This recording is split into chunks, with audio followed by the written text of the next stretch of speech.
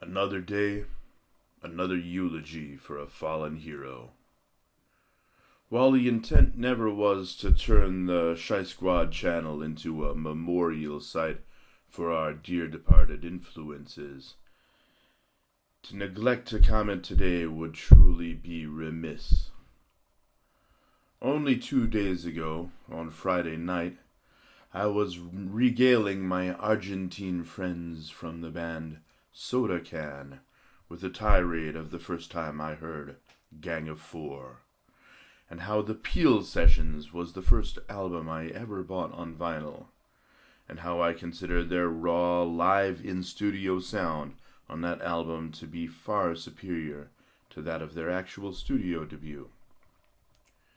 It is uncanny to realize that this bit of music nerd blabber must have taken place during Andy Gill's final moments. And the news of his passing, 1 hour before stage time at Tommy Stumpf's concert in Berlin, cast a pall over the evening, which coincided with Tommy's 62nd birthday, a stark reminder of our own mortality. It is certainly no exaggeration to call the Gang of Four groundbreaking. In fact, they kicked off a whole new movement in rock music.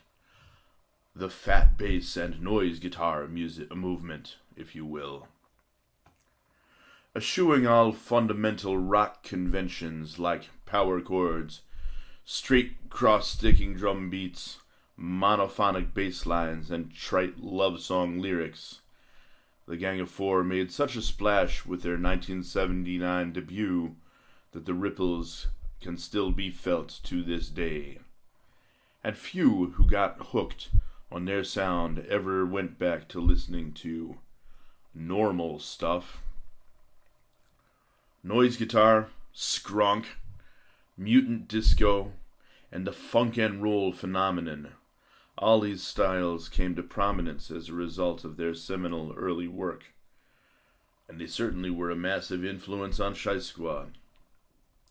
In fact, the band suffered from their debut album being too good, that it set the bar so high right at the outset that they were hard-pressed to hang with their earliest efforts in later material.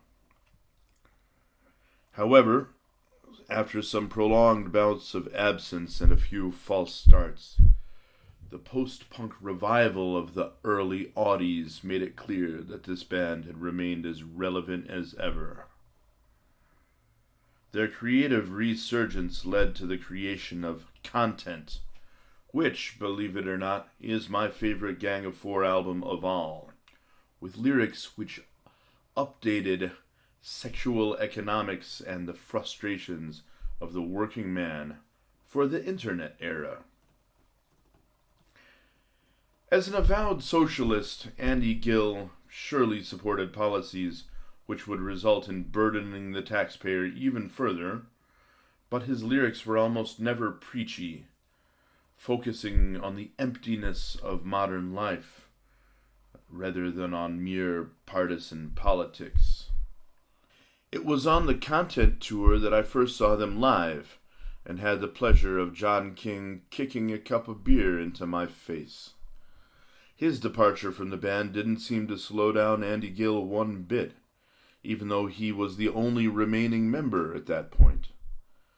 Despite being branded Gang of One by the naysayers, Andy Gill refused to rehash his classic sound and continued to chart new waters with his more recent material. This makes his departure all the more tragic, as he surely had several more albums left in him, and was almost certainly working on new material at the time of his passing.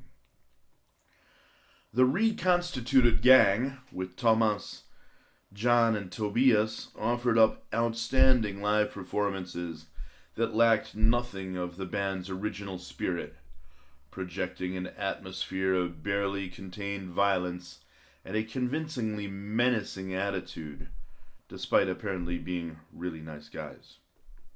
And they worked hard. With 2 big releases and extensive touring in the past 2 years, they showed no sign of giving up.